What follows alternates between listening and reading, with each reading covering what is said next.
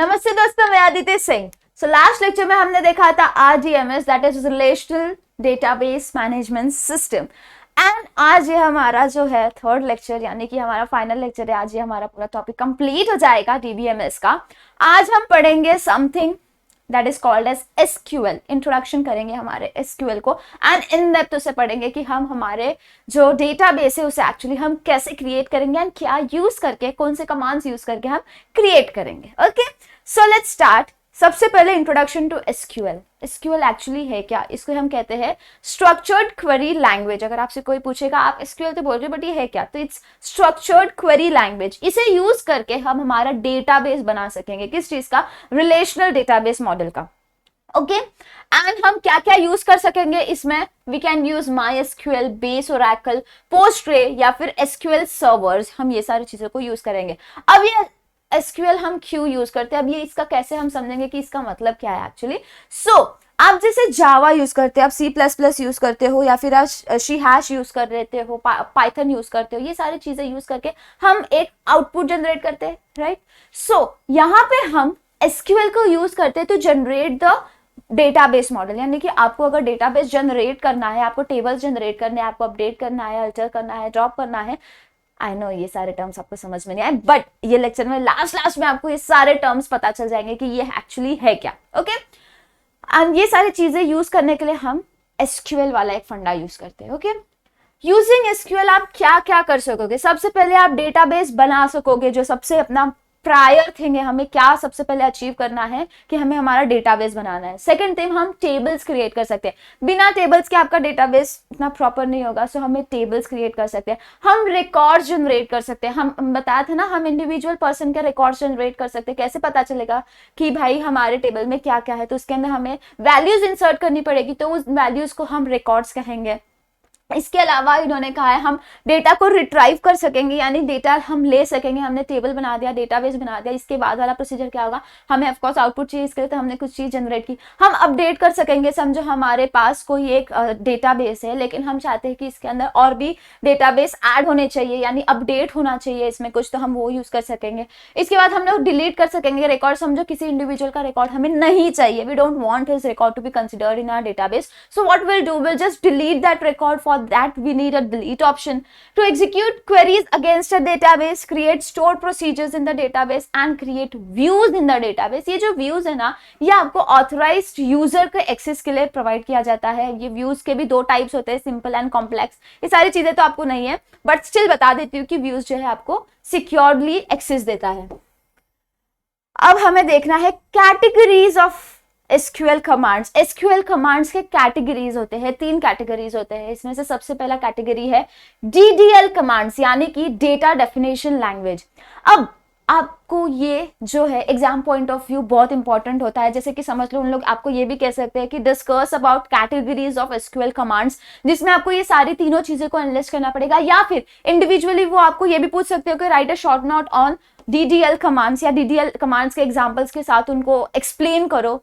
ये सारी चीजों के लिए हमें ये चीज पढ़नी है। And DDL command, that is also data definition language, statements or commands are used to define and modify the database structure of the table or schema यानी ही टेबल। define and modify, अब हमें ये चीज क्यों यूज करनी है? DDL commands जो होते हैं ये हमें डिफाइन, हमारे डेटाबेस को डिफाइन, यानी कि हमारे टेबल जनरेशन प्रोसेस को हम इसके थ्रू कर सकेंगे। When you execute a DDL statement, it takes effect immediately। अब इसे यूज करके हम डिफाइन एंड मॉडिफाई कर रहे हैं, राइट। मॉडिफाई करने के लिए हम कुछ कमांड्स पढ़ेंगे एंड डिफाइन यानी कि क्रिएट करने के लिए कुछ चीजें पढ़ेंगे। सबसे पहला कमांड है क्रिएट डेटाबेस। क्रिएट डेटाबेस जो ये कमांड है, इसको आपको एज इट इज लिखना पड़ेगा कि क्रिएट डेटाबेस। इसे आप यूज करके आप अपने डेटाबेस को क्रिएट कर सके। क्रिएट टेबल्स, इससे आप टेबल्स क्रिएट करोगे। अब ये जो यहाँ पे चीजें दिखाई दे रही है ना, क्रिएट टेबल, ये मैंडेटरी होता है। जैसे समझ लो ये आपका सिंटैक्स है कि आपको अब क्रिएट टेबल करना है। तो आप जब आगे जाओगे आपके प्रोसीजर में, तो आपको समझ में आएगा कि हम इसे ऐसे लिखते हैं एक्चुअली SQL में कि क्रिएट कर देंगे टेबल, एंड इसके आगे ना स्पेस देके छोटा सा हम लिखेंगे टेबल का नाम। जैसे समझ लो मेरे पास क्रिएट टेबल लिख दिया और I want a student table to be created, तो मैंने यहाँ पे STU लिख दिया है तो ये मेरा टेबल नेम हो गया। बट आपने देखा ये चीज मैंने चेंज नहीं की, क्योंकि ये हमारा एक सिंटैक्स है जो हमारे SQL को बताता है कि अब हमें क्रिएट करना है एक टेबल को। अल्टर टेबल यानी कि modifies the table. Alter table, alter ये वर्ड से समझ में आ रहा है that we are modifying something, we are altering something, right. तो अल्टर करने के लिए हमें यूज करना पड़ेगा अल्टर टेबल एंड उसके बाद उसका टेबल का नाम। ये सारी चीजें तो आपको नहीं है, आपको सिर्फ बेसिकली बताया गया है। फिर उसके बाद है ड्रॉप टेबल और ड्रॉप डेटाबेस। ये क्या करेगा, ये एंटायर टेबल आपका जितना भी डेटाबेस होगा वो पूरा डिलीट कर देगा, यानी कि उसे खत्म कर देगा, उसे डिस्ट्रॉय कर देगा। अगर आपने जैसे ही लिखा ड्रॉप टेबल, इधर आएगा आपका टेबल का नाम, जो भी आपका टेबल का नाम रहेगा। समझो मैंने यहाँ पे लिखा था ना STU, तो अगर मैं इधर टेबल का नाम लिख दे रही हूँ तो मेरा जो स्टूडेंट वाला डेटाबेस क्रिएटेड था ना वो इमीडिएटली पूरा का पूरा डिलीट हो जाएगा, पूरा का पूरा टेबल ही डिलीट हो जाएगा। ओके, अब नेक्स्ट है data manipulation language, that is DML command are used for managing data within a table. ऊपर वाला क्या कर रहे थे हम लोग, DDL को हम यूज कर रहे थे for defining and for modifying. हम डिफाइन भी कर रहे थे, हम मॉडिफाई भी कर रहे थे। अब हम यूज कर रहे हैं डेटा मैनिपुलेशन लैंग्वेज। ये क्या करेगा, ये आपको मैनेज करने के लिए, अब आपको ट्रिक देती हूँ, छोटा सा एक ट्रिक। डी से डिफाइन करेंगे हम, डी से डिफाइन करने के लिए हम क्या क्या यूज करेंगे, हम टेबल क्रिएट कर रहे थे, राइट। सो इतना याद रखना, D for defining the data वाले डेटाबेस वाले कमांड्स, एंड एम यानी कि मैनेज करने वाले कमांड्स। हम मैनेज करने के लिए जो जो कमांड्स यूज करें, ये बस एक ट्रिक है कि आप याद रखो कि किसके अंदर हम क्या लिख रहे हैं। ओके, सो डेटा मैनिपुलेशन से हम मैनेज करेंगे। अब मैनेज करने के लिए हम कौन से चीजों को यूज कर रहे हैं वो देख लेते हैं। सेलेक्ट, ये जो सेलेक्ट है ना, ये आपको आपका डेटा रिट्राइव करके देगा, यानी कि extract the data from the table, या आपको एक्सट्रैक्ट करके देगा आपके डेटाबेस को। अब इसमें कैसे हम लिखेंगे, सेलेक्ट सॉरी सी छोटा है वो, इसको हम कैसे लिखेंगे, सेलेक्ट करेंगे। अब मुझे समझो कोई एक पर्टिकुलर कॉलम, मेरा जो स्टूडेंट वाला टेबल था उसमें से I want only the name वाला कॉलम टू बी रिप्रेजेंटेड, तो मैं क्या लिखूंगी, सेलेक्ट नेम वाला कॉलम फ्रॉम, हमारा जो टेबल था उसका नाम क्या दिया था मैंने, स्टूडेंट, STU दिया था, राइट। सो ये क्या करेगा, मेरे स्टूडेंट टेबल में, मेरा जो स्टूडेंट वाला टेबल क्रिएटेड था उसके अंदर जो नेम कॉलम जो था, समझो ये मेरा टेबल है स्टूडेंट वाला, इसके अंदर एक कॉलम था नेम। ये नेम में जितने भी रिकॉर्ड्स होंगे ना वो सारी चीजों को वो रिप्रेजेंट करेगा, सारी चीजों को एक्सट्रैक्ट करके मुझे दिखा देगा कि भाई आपका ये आउटपुट है। समझो अगर मैंने यहाँ पे सेलेक्ट एस्ट्रिक डाल दिया, फ्रॉम STU। अब ये क्या करेगा, तो मेरे STU वाला जो टेबल है, मेरा जो स्टूडेंट वाला टेबल है, उसके अंदर जितने भी कॉलम्स होंगे, जितने भी रिकॉर्ड्स होंगे ना, जितने भी चीजें होंगी उसके अंदर पूरा का पूरा आ जाएगा, हमें एक्सट्रैक्ट हो जाएगा। यानी कि ये जो एस्ट्रिक या फिर ये जो स्टार वाला जो सिंबल है, ये क्या करेगा, हमें पूरा का पूरा डेटाबेस हमारा एक्सट्रैक्ट करके दे देगा। नेक्स्ट क्या है, अपडेट हमारे डेटा को अपडेट करेगा। समझो आपको नेम वाले कॉलम में यहाँ पे लिखा था A, बट मुझे ये वाले कॉलम में अपडेट करना है, मुझे A नहीं चाहिए, मुझे उसका नाम चेंज करना है। उसका नाम अदिति नहीं था, उसका नाम समझो कुछ और था। ओके, सो मैं क्या करूंगी, अपडेट लिखूंगी, किस जगह से अपडेट करना है, अपडेट टेबल, किसी टेबल से ऑफकोर्स हम अपडेट करेंगे उसमें, एंड कॉलम वेयर लिख के हम, वो सारी चीजें आपको सीरियसली बोलो तो आपको आपके सिलेबस में नहीं दी गई है, बट स्टिल आप इसको यूज करके क्या करोगे, अपडेट करोगे अपने डेटा को। जहां पे आपको समझो अदिति के जगह पे यू वांटेड योर नेम, तो आप क्या यूज करोगे, अपडेट यूज करोगे, एंड आपका टेबल या फिर वो वाला रिकॉर्ड आप चेंज कर पाओगे। नेक्स्ट है डिलीट क्या करेगा, डेटा को डिलीट करेगा फ्रॉम टेबल। ड्रॉप और डिलीट में प्लीज कंफ्यूज मत होना, ड्रॉप जो है वो आपके पूरे टेबल को ही ड्रॉप कर देता है, पूरे टेबल को ही उड़ा देता है, उसको भगा देता है वहां से। लेकिन डिलीट जो है वो एक पर्टिकुलर रिकॉर्ड, पर्टिकुलर रिकॉर्ड जिसे आप डिलीट करना है, पर्टिकुलर जो रो में एक रिकॉर्ड है उसे डिलीट करना है, उसके लिए हम यूज करते हैं। इंसर्ट इनटू, सबसे मेन चीज है इंसर्ट इनटू। इंसर्ट के बिना, अब इंसर्ट समझ रहे हो ना, इंसर्ट कर रहे हैं हम चीज। इंसर्ट इनटू जो है ये हम यूज करते हैं for inserting values in our table. जैसे कि समझो मेरा ये टेबल था, आई वांटेड कि उसके अंदर मुझे वैल्यूज इंसर्ट करने, तो हम क्या करेंगे, हम लिखेंगे इंसर्ट इनटू, टेबल का नाम लिखेंगे एंड जितने भी सारी चीजें थे सॉरी, जैसे कि हम ऐसे कैसे लिखेंगे, इंसर्ट इनटू, ये इसका बेसिक सिंटैक्स हो गया, इंसर्ट इनटू, टेबल का नाम क्या था हमारा, STU था, ओके। STU के बाद छोटा सा एक स्पेस देके विल राइट वैल्यूज, वैल्यूज लिखेंगे एंड पैरेंथेसिस डाल देंगे। पैरेंथेसिस डालने के बाद यहाँ पे जो भी चीज, यहाँ पे आपकी वैल्यूज आएंगी, जैसे कि मैंने, मेरा फर्स्ट कॉलम में नेम था, तो समझो यहाँ पे मैं ABCD लिख दे रही हूँ, ABC लिख दे रही हूँ, तो ये मेरा फर्स्ट वैल्यू हो जाएगा जो कि हमारे नेम वाले कॉलम में चला जाएगा, ओके। सो इसे हम कैसे यूज करेंगे, insert into table name values, values भी लिखना पड़ेगा, वो भी हमारे सिंटैक्स में आ जाएगा, एंड उसके बाद हम लिखेंगे हमारे एक्चुअल पूरा पैरेंथेसिस के अंदर कि हमें क्या क्या जनरेट कर, किस किस कॉलम में वैल्यूज डालनी है।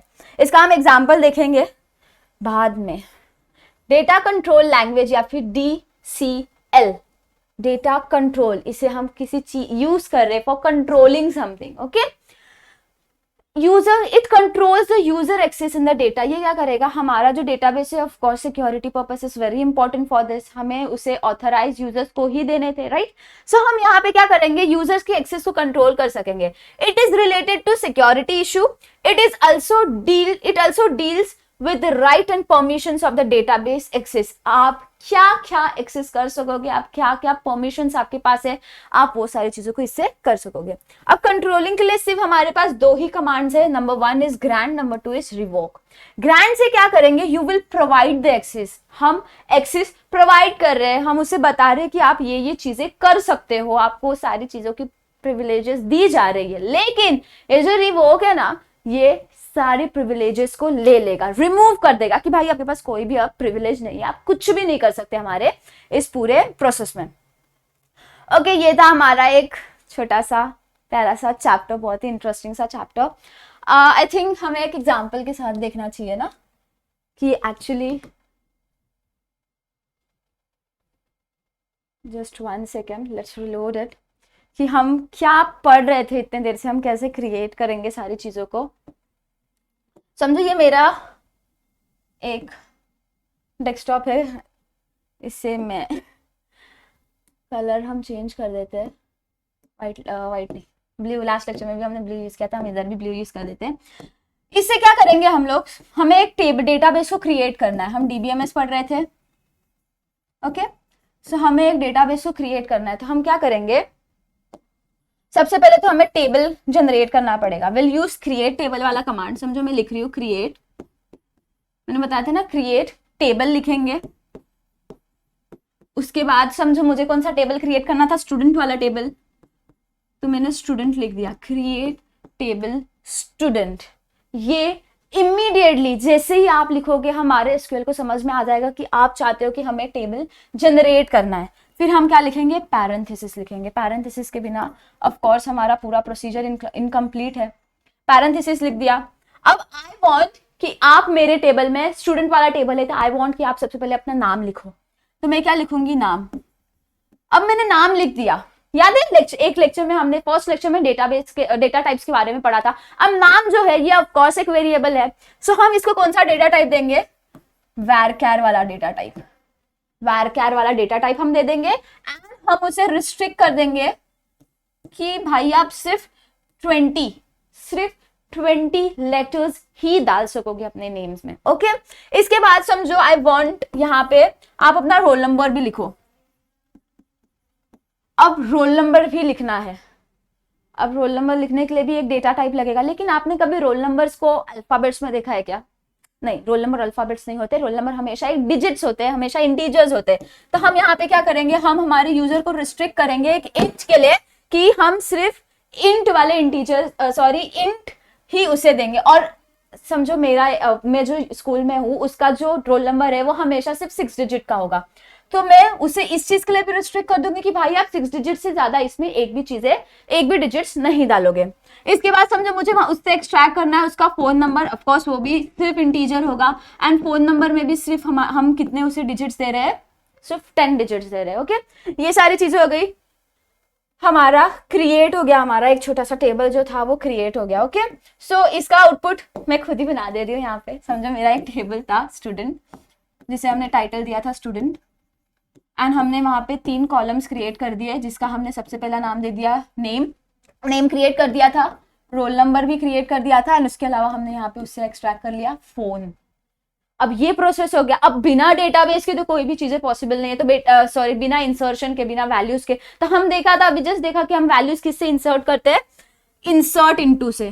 तो हम क्या लिखेंगे, इंसर्ट इनटू, टेबल का नाम क्या था, स्टूडेंट वैल्यूज, कौन से वैल्यूज ना, तो उसे प्लीज वैल्यूज डालने हैं, पैरेंथेसिस ओपन करनी थी। ऑफ कोर्स वैल्यूज जो है आपकी सिस्टमैटिक वे में आनी चाहिए। कैसे, सबसे पहले आपका नेम आना चाहिए, फिर रोल नंबर, फिर फोन नंबर आना चाहिए। अगर ये सिस्टम आपने चेंज किया तो आपका आउटपुट भी चेंज हो जाएगा। फिर इसका मतलब आपके रोल नंबर में 10 डिजिट का नंबर, सॉरी 6 डिजिट का आपका फोन नंबर जैसा कुछ आने लगेगा। तो ऐसा मत करना। नेम में सबसे पहले हम क्या लिखेंगे, उसका नेम लिखेंगे। तो समझो मैंने उधर नेम लिख दिया, मेरा ही नाम लिख दिया, अदिति लिख दिया समझो। अब ये जो अदिति है ऑफ कोर्स वेरिएबल फॉर्म में है, तो हमें इसमें किस में डालना पड़ेगा, डबल कोट्स या सिंगल कोट्स में डाल दो। इसके बाद हम चाहते हैं यहाँ पे, हम यहाँ पे रोल नंबर मांग रहे थे उस इंडिविजुअल से, तो समझो मेरा रोल नंबर है, ये क्या लिखा मैंने, मेरा रोल नंबर समझो ये है। इसके बाद मेरा कोई XYZ फोन नंबर है,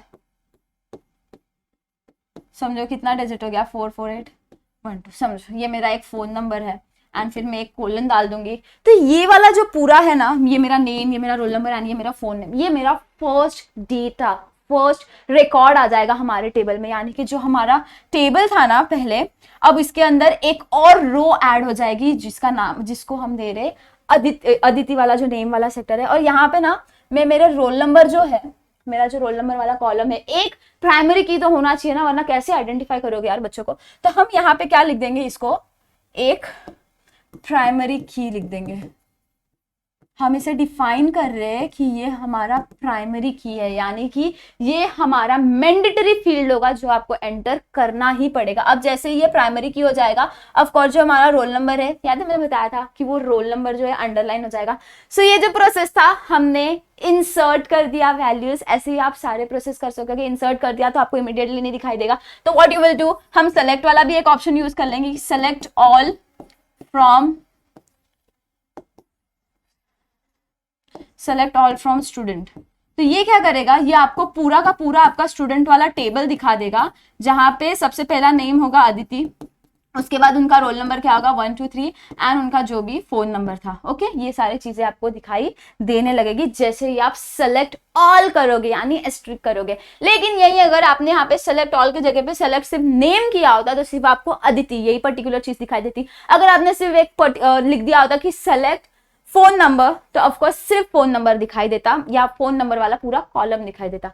ये था पूरा हमारा प्रोसेस कि हम कैसे सारी चीजों को करते हैं। इतना इन डेप्थ आपको कुछ भी नहीं है, बट स्टिल हमने कंसीडर कर लिया कि आपको समझ में आएगा कि हम सारे कमांड्स को कैसे यूज करते हैं। Hope you have enjoyed this entire session. अगर एंजॉय किया होगा तो do like share subscribe the channel. And मैंने एक और चीज नोटिस की कि बच्चों को थोड़ा प्रॉब्लम था कि मैम आपके वीडियो सीक्वेंस में नहीं आ रहे। बच्चा ऐसा नहीं है, आप प्लेलिस्ट देखो हमारे चैनल पे, पूरा गिरो ट्यूटोरियल्स चैनल पे प्लेलिस्ट क्रिएटेड है 11th के IT वाले सेशन की, तो वहां पे सारे लेक्चर्स आपको सिस्टमैटिक वे में मिल जाएगा। Hope you have enjoyed. Of course share करो, लाइक करो, comment down below if you have any problem and subscribe the channel. Thank you so much.